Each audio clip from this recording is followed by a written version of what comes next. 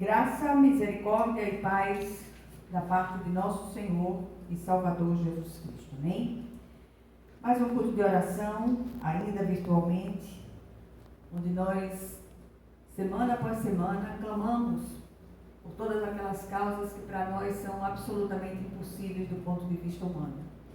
E hoje nós vamos abrir nossa Bíblia no Evangelho segundo João, capítulo 17, e vamos ler do versículo 20 ao 23, um trecho da oração sacerdotal de Jesus.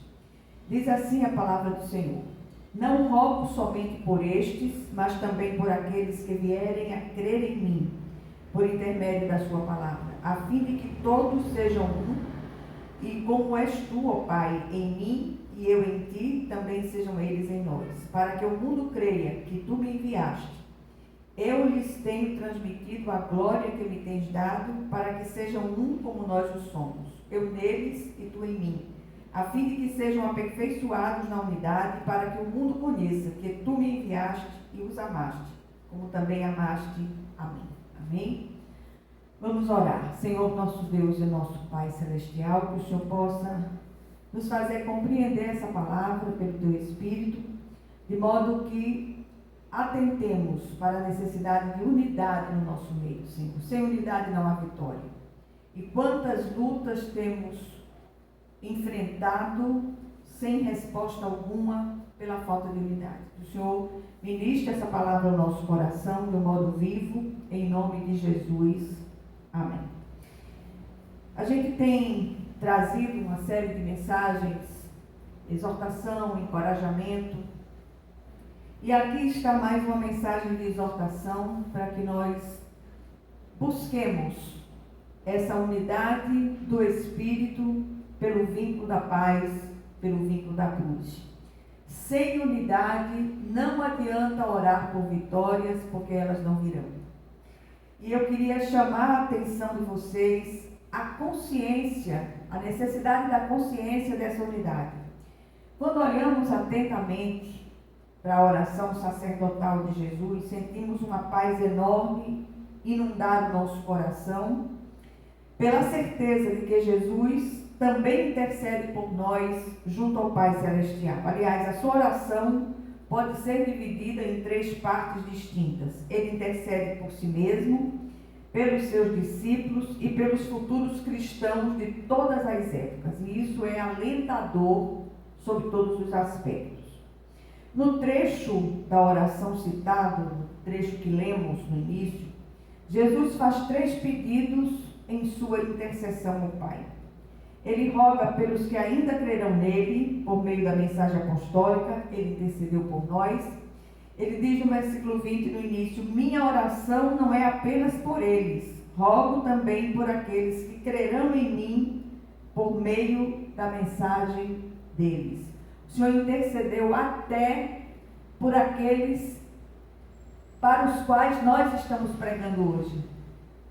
Em segundo lugar, ele roga que haja unidade com o Pai, para que todos sejam um. Para que todos sejam um, Pai, como tu estás em mim e eu em ti, que eles também estejam em nós, para que o mundo creia que tu me enviaste. Em terceiro lugar, ele roga mais uma vez que haja unidade entre seus discípulos e ele, e esta unidade deve repercutir entre eles e o Senhor. Essa unidade deve ser testemunhal. Quantas vezes nós ouvimos pessoas dizendo: olha aí, os cristãos, os crentes, vivem brigando entre si por causa de denominação, por causa disso, por causa daquilo. E até mesmo os cristãos de outras confissões de fé precisam olhar para essa unidade com mais responsabilidade. Versículos 22 a 23 diz: dei-lhes a glória que me deste, para que eles sejam um, assim como nós somos um, eu neles e tu em mim. Que eles sejam levados à plena unidade, para que o mundo saiba que tu me enviaste e os amaste, como igualmente amaste a mim. Essa oração precisa ser contínua, uma oração contínua por unidade, que haja unidade pelo vínculo da cruz. O que aconteceu no Calvário não foi uma brincadeira, foi algo seríssimo. Jesus estava ali em nosso lugar. Aquela cruz não era dele, aquela cruz era nossa. E nós precisamos atentar para a necessidade dessa unidade. E aí a gente parte para algumas reflexões sobre isso. Primeiro, o Senhor revela aqui o verdadeiro significado da vida eterna, ao dizer: esta é a vida eterna, que te conheçam o único Deus verdadeiro e a Jesus Cristo a quem enviaste. O Senhor revela aqui sua missão e a missão dos que são dele. Eu revelei teu nome àqueles que do mundo me deste. Eles eram teus, tu os deste a mim, e eles têm guardado a tua palavra. Agora eles sabem que tudo que me deste vem de ti, pois eu lhes transmiti as palavras que me deste, e eles as aceitaram. Eles reconheceram, de fato, que vim de ti e creram que me enviaste. Eu rogo por eles. Não estou rogando pelo mundo, mas por aqueles que me deste, pois são teus. É a primeira parte da oração sacerdotal. Nada acontece fora do Cristo na vida do fiel. Em segundo lugar, o Senhor faz uma afirmação nos versículos 14 a 16, que precisamos atentar para ela. Dei-lhes a tua palavra e o mundo os odiou, pois eles não são do mundo, como eu também não sou. Não rogo que os tires do mundo, mas que os protejas do mal. Eles não são do mundo, como eu também não sou. Seremos odiados pelo mundo, assim como ele foi, e já podemos comprovar esse fato muitas vezes. Quantos têm sido martirizados nesta época pelo fato de seguirem a Cristo? O Senhor não pede ao Pai que nos tire do mundo, mas que sejamos livrados do mal. Todo aquele que o recebe verdadeiramente, este é de Deus. Fomos alcançados para andar em unidade. Fomos escolhidos em Cristo para ser canais da sua multiforme graça. E nós não podemos perder de vista o privilégio e a responsabilidade desse posicionamento em Cristo. Amamos porque Ele nos amou primeiro. E Ele não nos amou porque éramos amáveis. Ele nos amou porque Ele é o amor.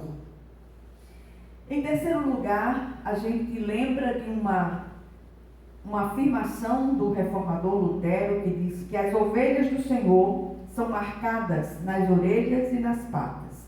Elas ouvem a voz do Senhor e o seguem. Muitos são chamados, mas poucos são os escolhidos.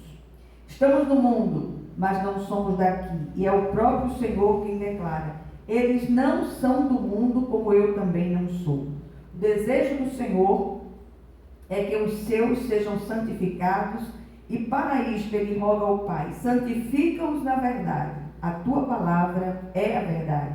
Assim como me enviaste ao mundo, eu os enviei ao mundo. Santidade é separação.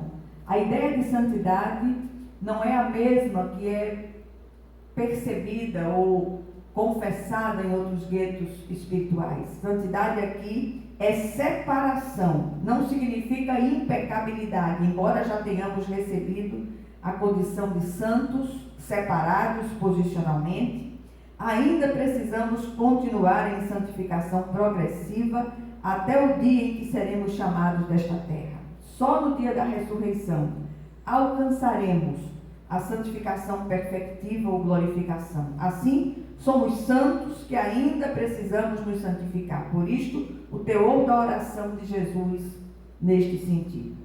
Em quarto lugar, no final dos versículos citados no início, descobrimos algo que nos faz tremer nas bases, que é a necessidade de unidade entre os cristãos. A unidade horizontal depende da unidade vertical, ou seja, da nossa união com o Senhor Deus, Pai, Filho e Espírito Santo.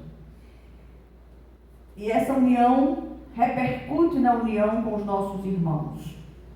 E aqui não se trata de ecumenismo, como muitos propõem, dizendo que todos os caminhos levam a Deus. Não. O único e vivo caminho que nos leva a Deus chama-se Jesus Cristo. O que tudo isto nos leva a pensar, a meditar, a refletir? Primeiro, por que então tanta desunião em nosso meio? Por que discutimos tanto por causa de denominação ou confissão teológica? Será que estamos tão unidos com a Trindade Santa como imaginamos? Acredito que não. Nas nossas percepções, muitas vezes sinceramente equivocadas, colocamos em risco uma das colunas de sustentação da igreja enquanto corpo de Cristo, que é a comunhão pelo vínculo da cruz, comunhão que nos trouxe a paz.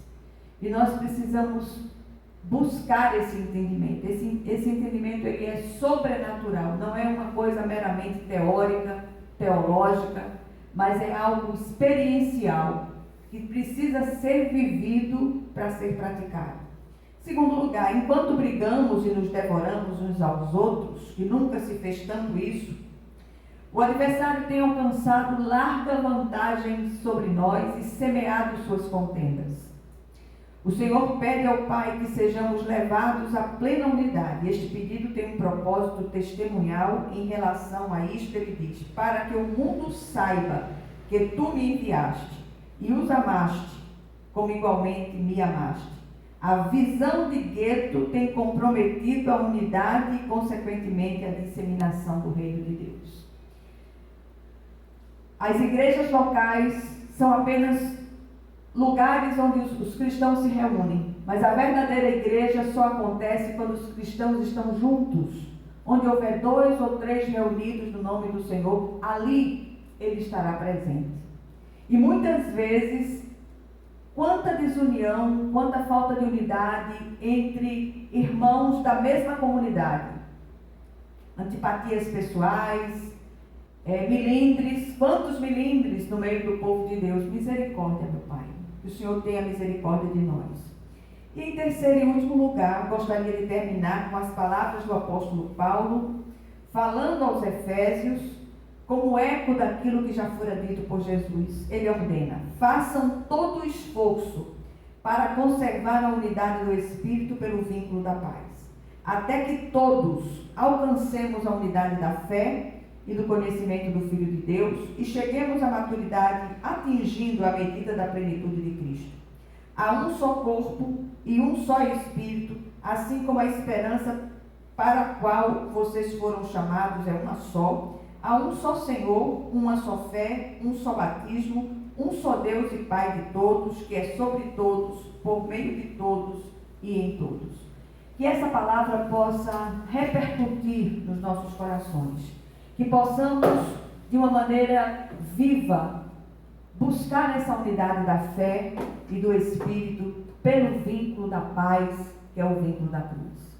Vamos orar pelas causas impossíveis. Senhor, nosso Deus e nosso Pai, oramos pela maior delas, Senhor, pela maior das causas impossíveis, que é a unidade da fé, a unidade dos cristãos, pelo vínculo da cruz, pelo vínculo da paz, que sejamos um, como o Senhor é junto com o Pai e o Espírito Santo, que o Senhor possa falar aos corações, visitar os enfermos, visitar os demais pedidos de oração que aqui estão, que em nome de Jesus, Pai, as nossas respostas cheguem segundo a Tua santa e soberana vontade, e que a graça de nosso Senhor e Salvador Jesus Cristo, o amor infinito de Deus, o nosso Pai Celestial, que a comunhão e a consolação do Espírito estejam sobre todos, e que todos sejam visitados por ela, em nome de Jesus Cristo. Amém, amém e amém.